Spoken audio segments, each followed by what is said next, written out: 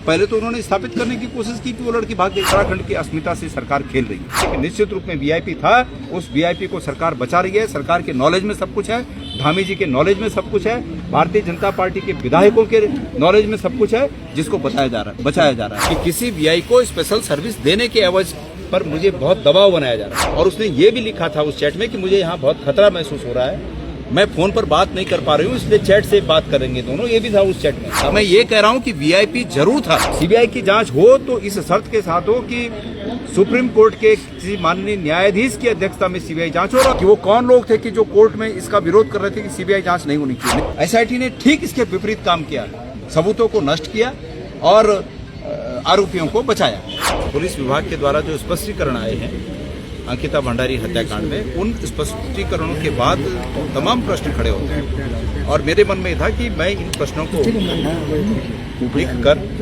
Police विभाग को दूं और वो अपना समय लेकर उन प्रश्नों का उत्तर दें। पुलिस विभाग का ये कहना कि जिसके पास सबूत हों वो पुलिस में आए, वो न्यायालय में जाए, मैं समझता हूं कि इस प्रकरण को और संदेह को और गहराता है। पुलिस इस बात को अच्छी तरह जानती है कि उस दिन सबूत करने की शुरुआत मुख्यमंत्री कार्यालय से हुई। ये स्पष्ट है कि मुख्यमंत्री कार्यालय से वहां उस कक्ष को, जिस कक्ष में अंकिता भंडारी निवास करती थी, सोती थी, उस कक्ष को मुख्यमंत्री आवास के निर्देशों के बाद तोड़ा गया। रात को मुख्यमंत्री ने इसका श्रेय लेने की कोशिश की। हमने आज स्पष्टीकरण मांगा है सरकार से कि पुलिस विभाग या सरकार स्पष्टीकरण दे कि क्या मुख्यमंत्री ने उस कक्ष को तोड़ने का श्रेय लेने की कोशिश की थी, और यदि की थी तो ये माना जाए कि उसके निर्देश मुख्यमंत्री ने दिए थे। वहां की विधायक ने भी इस बात को स्वीकार किया कि उन्होंने एक बहुत बड़े पुण्य का काम किया कि उस कक्ष को तोड़ा, वहां आग लगाई। उसको निश्चित रूप में वो सबूत नष्ट करने का प्रकरण था। और हमने ये कहा है कि एसआईटी ने क्या उनसे पूछताछ की। हमने ये कहा है कि अंकिता भंडारी के पिता ने कई बार सोशल मीडिया में, चैनलों में ये बात कही कि हमारी बात सुनी नहीं जा रही है, जो हम कहना चाहते हैं वो नहीं सुना जा रहा है। जब स्टार्ट में वो गए तो उन पर दबाव बनाया गया कि ये रिपोर्ट लिखवा दो कि भाई वो भाग गई है, और ये मान लिया जाए कि वो भाग गई है।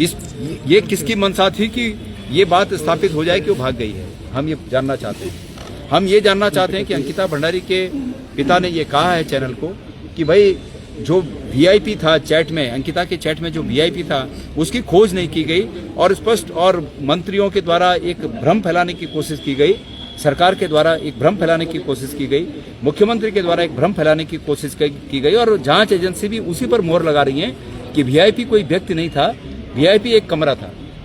मैं आपको कहना चाहता हूं, आप लोगों के माध्यम से पूछना चाहता हूं कि स्पष्ट रूप से उस चैट में उस बालिका ने ये लिखा था कि किसी वीआई को स्पेशल सर्विस देने के एवज पर मुझे बहुत दबाव बनाया जा रहा है। और उसने ये भी लिखा था उस चैट में कि मुझे यहाँ बहुत खतरा महसूस हो रहा है, मैं फोन पर बात नहीं कर पा रही हूँ, इसलिए चैट से बात करेंगे दोनों। ये भी था उस चैट में, आप लोग को पता होगा। सरकार इन सब बातों को नजरअंदाज कर रही है। सरकार और जांच एजेंसियां इसकी तरफ उनका ध्यान ही नहीं है।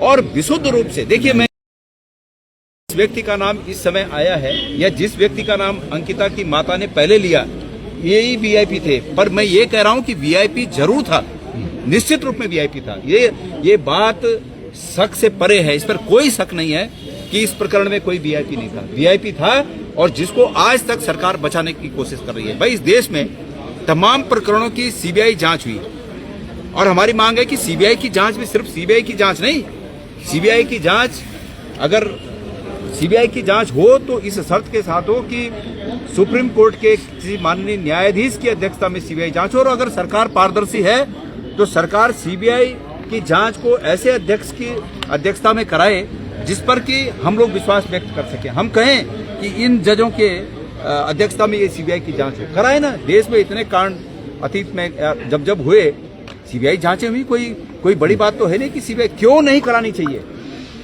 पुलिस का उस दिन ये कहना कि सीबीआई जांच इसलिए नहीं हुई कि कोर्ट ने नहीं माना। मैं पूछना चाहता हूं कि जब पक्षकारों ने ये बात रखी माननीय न्यायालय में कि सीबीआई जांच होनी चाहिए, तो मैं पूछना चाहता हूं पुलिस से कि वो कौन लोग थे कि जो कोर्ट में इसका विरोध कर रहे थे कि सीबीआई जांच नहीं होनी चाहिए। निश्चित रूप में वो सरकार थी कि जो सरकार कह रही थी कि इसकी सीबीआई जांच नहीं होनी चाहिए। तो जब सरकार कह रही है कोर्ट में कि सीबीआई जांच नहीं होनी चाहिए और आप पुलिस में कह रहे हैं कि कोर्ट ने मना कर दिया, कोर्ट को ढाल बनाकर आप इस केस की हकीकत को दबाना चाहते हैं। इसलिए हमारी ये मांग है कि जो हमने आज प्रश्न यहाँ दिए हैं, जिस प्रकार से सरकार के पक्ष में स्पष्टीकरण देने के लिए पुलिस सामने आ रही है, तो हमारे प्रश्नों का भी स्पष्टीकरण देने के लिए पुलिस सामने आए। अच्छा, मतलब जो कोर्ट का जजमेंट आया था उसमें जो बात रखी गई थी कि वीआईपी हत्या का शायद सरकार ने एसआईटी बनाई।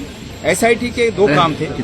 एक तो ये था कि सबूतों का संग्रहण करना, उन्हें संभाल के रखना, और दूसरा ये था कि आरोपियों को सजा दिलाना। एसआईटी ने ठीक इसके विपरीत काम किया, सबूतों को नष्ट किया और आरोपियों को बचाया। संभावित जो अपराधी हैं उन अपराधियों को बचाया। और आज तक एसआईटी और उत्तराखंड पुलिस सरकार के दबाव में इसी काम में लगी है कि किसी प्रकार ये बातें गौण हो जाएं, जनता के जेहन से मिट जाएं। कोई वीआईपी नहीं, कोई कमरा था, ये स्थापित हो जाए। पहले तो उन्होंने स्थापित करने की कोशिश की कि वो लड़की भाग गई, ये स्थापित करने की कोशिश की। वो तो जब उस लड़की के मित्र ने ये बात सार्वजनिक की कि उसकी चैट मेरे साथ ये हुई थी और उसने सोशल मीडिया में इसको सार्वजनिक किया, तब दबाव पड़ा कि भाई इसका मतलब है कि इसकी हत्या हो गई और सरकार को मजबूरन उसको खोजना पड़ा।